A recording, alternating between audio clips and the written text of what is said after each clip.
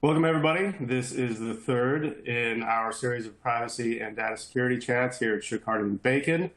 If you haven't seen the previous ones, my name is Coleman McCarthy. I'm an attorney in our Kansas City office, although virtually right now, of course. I practice privacy and data security, which is why I'm on this video right now. And this is actually the second time we're recording this video. The first time was so great, we thought, maybe we can do it better. And then we'll put them together in this cage match and see which emerges. And wait a second. I'm being told we can't do that. So what I actually meant to say is this is the Terminator 2 of our chats. The plot maybe isn't as good as the first time, but the action that CGI is so great you forget about the first version. Anyway, getting back to the matter at hand, joining me today are LaShawn Reeves in our Kansas City office and Paula Shaw in our Houston office. Wonderful associates. Love working with them. They're great. Like I said, we tried recording yesterday, and they were awesome. And I told them today, no pressure at all. This is going to go great. You two, do you want to introduce yourselves a little bit for the people watching from the future, I guess we can say? Yeah, I'm LaShawn. I'm an associate in the Kansas City office, and I work right next to Coleman. We have offices that are right next to each other. Hey everyone, my name is Poetic. I'm in the Houston office, which I guess is not right next to LaShawn and Coleman, but I had a 2-hour-long conversation with LaShawn the other day, and I felt like we were besties who really never met in person. So there you go. Perfect. Right, and Coleman, so we can also have a 2-hour conversation whenever you want, Coleman. Love that. Put it on the calendar. We won't even talk about the law. We'll talk about cool stuff. Yeah. I mean, we're talking about cool stuff today. The stuff that we're talking about today is actually very cool and very pertinent to the current times. We're talking about HIPAA, OCR, and COVID, and kind of what's going on. What OCR has been doing to respond to the current pandemic, what kind of guidance they've been putting out, how it's affecting remote healthcare, the sharing of PHI, and kind of media access. So I think the first question, I guess, is just kind of overall, and Pollock or LaShawn, address this how you want, but what kinds of guidance are we seeing from OCR just in general when it comes to COVID? Yeah, so I think we're seeing, a lot of guidances coming out right now for the pandemic, and really a common theme I'm seeing is just this idea that OCR is really trying to strike a balance between providing, fast healthcare to the people that need it, but at the same time protecting PHI. And really, there's, like Coleman kind of mentioned, we've got guidance on telehealth, we have guidance on testing sites, and also media access, and you'll really see a spectrum. Telehealth and testing sites, it's not enforcing penalties, and on the other hand, we have media access where OCR is really stressing you have to pay attention to HIPAA. So we're just seeing them try to strike this balance, and ultimately they've really stressed HIPAA is still in force. You still have to pay attention. Don't kind of loosen or, let your foot off the pedal, so to speak. So it's been really interesting to see what's coming out, and I can't wait to see how they adapt as the pandemic moves forward. Mm-hmm. What's going on with the telehealth guidance? What are they saying about that? Yeah, I think what's important to mention about what Pollock just said is just that HIPAA is such a great flexible framework to kind of work within. So I think that OCR and HHS, they've had such a great starting point, so to speak, to really be able to navigate the COVID-19 pandemic. So it's all been good. On the telehealth side, first we just have to understand, of course, telehealth can be defined kind of as using like FaceTime, Skype, Zoom, any kind of messaging or audio software to really conduct or facilitate healthcare. And so the OCR kind of issued this notice of enforcement discretion where they broke off into 2 categories of who would be affected and who would not be affected within the telehealth realm. And so it really is just about who is covered under this notice of enforcement discretion and who is not. So we see that all covered entities, all HIPAA covered entities will be affected by this notice of enforcement discretion. And then we see things kind of like health insurance companies who are not necessarily covered under the notice, mainly because they don't really engage directly in providing health care.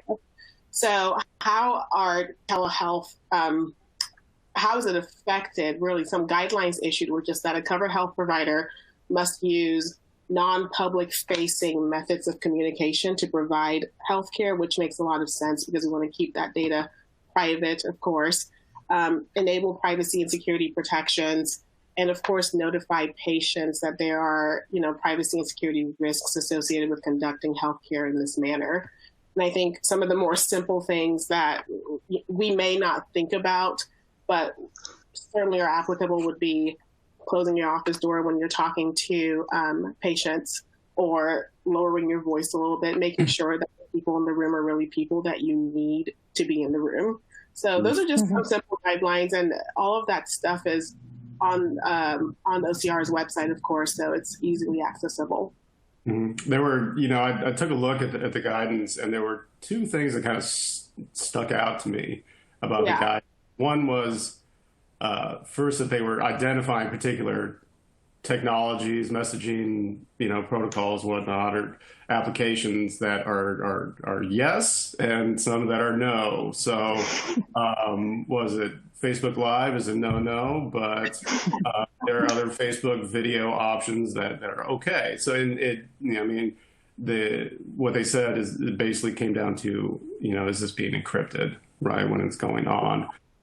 So that was the first thing that struck me. And the second one is that they're resting this on this good faith. So I think it said they're not going to enforce the privacy, security, breach notification rules, when the telehealth is being provided in good faith, or something along that line. But that kind of language we see, just generally in the law, and it kind of, lights go off like, oh, this is squishy language. What does this actually mean? So, if there's the potential that down the road, OCR could come back and say, you know what, that wasn't good faith. So we're going to levy some fines anyway. So just to make people aware, it's not a blanket, notice that they're not going to enforce at all. It's right. Still, think about HIPAA, think about your obligations, be reasonable in context. So, exactly. Is there anything? Yeah. You mentioned some of the software that's not to be used, and we talked about this last time. But TikTok, TikTok, yeah. TikTok for telehealth. If you're using TikTok for telehealth, I don't know how to finish that sentence, really. Then you should read the guidance really closely. There's some examples you need to see in it if you're using TikTok for telehealth. So true. And so when we talk about telehealth, we kind of get into just the idea of sharing PHI generally. Has the OCR kind of put out any guidance or thoughts about sharing PHI, in the current pandemic? Yeah, they've, like I kind of mentioned before, they're really trying to facilitate sharing. They want to make sure that healthcare is moving along. And so they've really done a good job of outlining these instances where they want entities to share PHI. And some of them really are common sense, to provide treatment. So if an ambulance is coming to a nursing home and that, patient has tested positive, letting them know, hey, they tested positive, make sure on the way to the hospital, you're doing what you need to do. And some really obvious ones, as required by state law to notify your public health authority. And I really like there's, definitely an emphasis on first responders, making sure they've defined that broadly. And so they've included what you traditionally think. You're thinking, law enforcement, and those, firefighters, those types of folks. But they also made a point of including, child welfare workers as well as mental health crisis personnel. And I think, that was deliberate and something they really wanted to make sure and include. And they have a really specific scenario geared towards correctional institutions. And I think we've all seen in the news how that's a very difficult situation given, the kind of density in common areas. And so they've done a really good job of, I think, outlining, hey, if you've got a physician that's a covered entity in a correctional institution, they're allowed to share, for the safety of other inmates as well as the employees. And, I think, Coleman, you touched on this a little bit about how telehealth still has a little bit of a caveat. And that's the same with this. They really talk about, what is the minimum necessary? We have to make sure it's really the least that we're giving out. And they have an example with EMS dispatchers and saying, we really don't want anybody, just giving out lists of everybody at these addresses that's tested positive. And this speaks to, what Lishan was saying, where it's like, we really, you don't want to use these public facing entities, right, to disseminate information. And that's more in a personal context, but it's a little bit of the same. We don't want to be distributing lists of people who have tested positive. And so they're trying to do that dance, that balance of how much can you disseminate that's helpful, but not at the risk of, exposing PHI. So, yeah, I think, just because it kind of speaks to OCR taking this practical approach that's nevertheless, still cognizant of acknowledging HIPAA, privacy rights. They're doing what they can to respond to the pandemic and allow some flexibility, which, Lishan said, HIPAA is flexible. So they're taking advantage of that while still, trying to remind people, HIPAA's there, these rights are there. You have to be aware of it. And Pollock, you mentioned data minimization, which, we all know it's a principle that's been around for decades, but it gets forgotten a lot. That, you shouldn't be collecting or using or maintaining, storing more information that you need just in general. I mean, it's just a good idea to minimize the amount of information you're using. And I think it's great that the OCR is touching on that. And, kudos to them for putting out this guidance. I mean, right now we're all just kind of swimming blind, in the dark, all the mixed metaphors. So the fact that they put out these guidance and they have some concrete examples in the guidance, which I think is very, very helpful. It's all right. Go ahead. Well, I was just going to say, I think, to your point, I think it's very approachable, the guidance. I don't know how Lishan felt, but I really felt like you could read it and understand what's going on. You don't necessarily have to be like, the most versed in all the weeds. You can really get a good sense of what they're trying to do in just a few pages, which I think is great and hard to do. Yeah, frankly. Yeah. They did a great. Okay, I think we have one more topic to cover, and that was media. How is media access? Because everything is wall-to-wall coverage on COVID. Everybody wants to hear about it. All the news agencies want to report on it. So, obviously that is kind of incorporating concerns about patient privacy and whatnot. So what is OCR saying about media access and PHI? The most important thing to remember with media access and PHI is really just we still need to ensure that we are getting patient authorization before we share any information. So, it's been exciting, like you said, and just informative to watch the news and see how COVID patients are being treated, how hospitals are operating, kind of, all the protocols and procedures they're putting in place. But then, of course, you have maybe media in the wrong places where there is accessible PHI, and that stuff needs to be protected. And so, first thing, of course, patient authorization. Second thing, make sure that you get that authorization before you let the media in and the media film something, and then they have to redact it or blur out a patient's face, for example. I think we've seen that a couple of times, but just know that doing things like that, HHS says, that is insufficient. You need to first make sure the patient says yes before you film them, before you blur out any information, blur out their faces, put their names out there. and get that information out to the world. So just make sure that patient authorization is key. That's the one thing to remember. Mm-hmm. Mm-hmm. And if you're a news organization, you're setting up your cameras inside of a hospital, maybe take a second to make sure there's no computer monitors turned towards the camera, or any paper laying out that might have PHI on it as well. And if you're the healthcare provider, think about that as well if you're permitting this kind of access. So going back to that principle of data minimization, let the news report. It's great, but keep in mind that let's minimize what's being reported on to the extent we can. So anyway, good job. I haven't been shocked by anything. Have you guys been shocked by anything? I don't think I've been shocked necessarily by some of the, bigger news organizations, because I think you're right. I think they've kind of, dotted the I's and crossed the T's a little bit.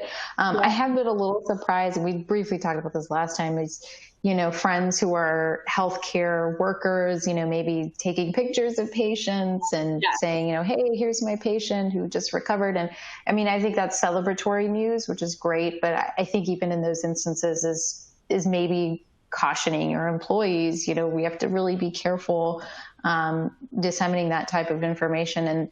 And something else I thought, like one of the examples in the guidance, if either of you have spent time in a hospital, how there's like a board and it says, today, you're going to have these medicines, and I don't know, the last time you had a drink of water, last time you had solid food, and I think the guidance talks specifically about that too, and saying that you can't have that showing in the media either. So I think, like Lishan said, even more than trying to blur out all of those different places that PHI could be, it's really getting that patient authorization. I think you're totally spot on that's like, it's just the best way to go, hands down. Yeah. And maybe having some kind of understanding of what exactly is protected health information. So you're clear on that first too. Yeah. All right. Well, thank you, you two. This was wonderful. One thing I didn't ask, which I'll ask now, since we can run this as long as we want. How was your Memorial Day weekend? You guys do anything fun? Oh man, I think I just relaxed with my family. Really, it was a good time. I think the weekend was a great weather, but then the Monday was kind of rainy, so we just stayed inside and hung out. We barbecued. Yes, we barbecued. I made blue burgers. Nice. Delicious. When we get back to the office, you have to share. I will. And if you don't, he'll know, because your offices are next to each other. Right next door. You'll get a waft of my blue cheeseburgers coming in. My husband, his impulse buy the other day was tennis rackets. So we played tennis. It was a lot of flailing on my part. I reminded him I was a tennis pro because my parents signed me up for tennis lessons in middle school. None of those skills came back. That's okay. But yeah, it was a lot of fun. What about you, Coleman? We did a lot of work in the yard, because we always do work in the yard. We've got a garden out back we've been working on for the past couple of years. But the highlight of the weekend was probably taking my girls, 6 and 3, took them camping for the first time. And, just the views of the wildlife and the open sky from our backyard, which is where the tent was. Just in case we needed to bail on the whole project and head inside. But they made it all night. I was really proud. I barely made it all night, but aches and pains and sleeplessness, all worth it. They had a blast, so I was really happy. And but that was the weekend. So all right, well, thanks for sharing. Thanks everybody out there watching this video, whether it's now or you're watching it for the 10th time because you liked it that much. Thank you. And we'll talk to you next time. Thank you. Thanks. Bye, everyone.